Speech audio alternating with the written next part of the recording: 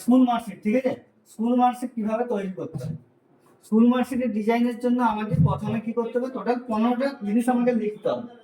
15টা জিনিসের স্ট্রাকচার হবে। সেই 15টা জিনিস কি কি না, কতদূর আমার লিখতে হবে, এ থেকে ও পর্যন্ত কলাম এবং নিচ দিকে দুটো রো। দেখি এ থেকে ও পর্যন্ত আমি নিলাম আর নিচ দিকে দুটো কলাম নিয়েছি। দেখ এবারে এটাকে আমরা কি করব, মার্জ করব, ঠিক আছে। তাহলে আমরা কি করলাম, এ থেকে ও পর্যন্ত সিলেক্ট করব। স্ট্রাকচার আমার ও পর্যন্ত, 15 নম্বর ডিজিট হচ্ছে ও, ঠিক আছে। 15 পর্যন্ত সিলেক্ট করে এটাকে আমরা মার্জ করে দেব। বুঝতে পেরে যাবো এখানে মার্জ। মার্জ করার পরে আমরা এখানে দেবো কি স্কুল মার্কশিট।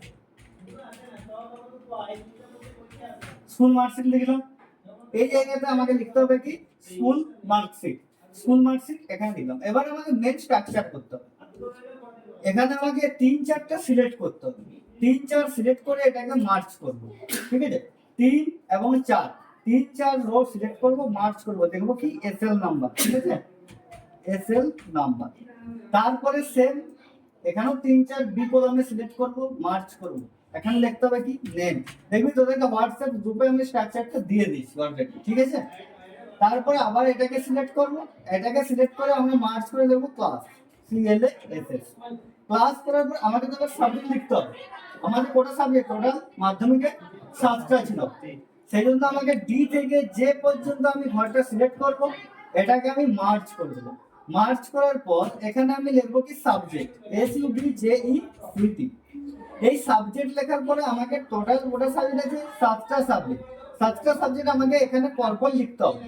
আমি 6টা লিখছি সাবজেক্ট, ঠিক আছে। বেঙ্গলি BENG লিখলাম, ইংলিশ PNG,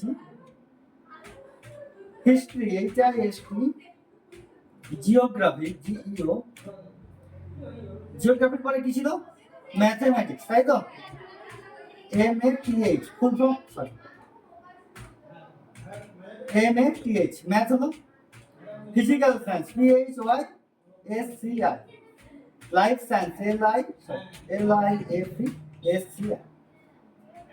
তাহলে physical science and life science, এক 7টা সাবজেক্ট হলো। ডি থেকে জে পর্যন্তই তো এলো, তার বাইরে এলো কি, এলো না।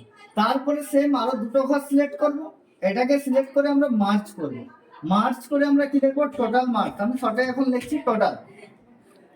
সেম তারপরেটাও সিলেক্ট করব, এটাকেও মার্জ করব। এখানে আমরা কি লিখব, রেজাল্ট, RESULT।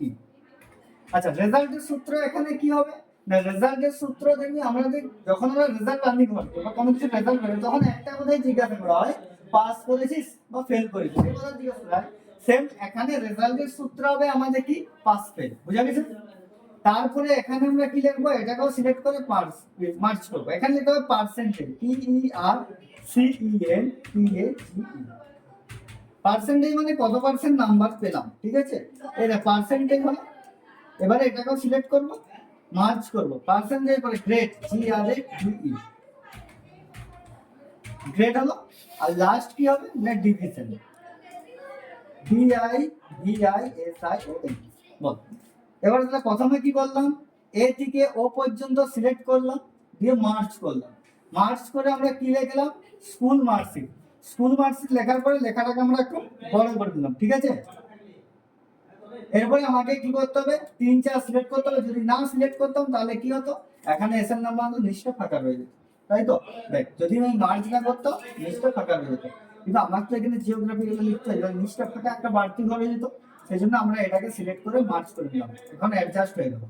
এই যে লেখাগুলো নিচে নেমে গেছে, এই লেখাগুলো আমরা মাঝে বলবো। সেই জন্য পুরোটা সিলেক্ট করে এখান থেকে এটা মাঝে হলো, আর এটাকে আমরা মাঝে করে দিলাম, মাঝে হলো। বোঝা গেছে স্ট্রাকচার এটাই। এই স্ট্রাকচার তোদেরকে বানাতে হবে।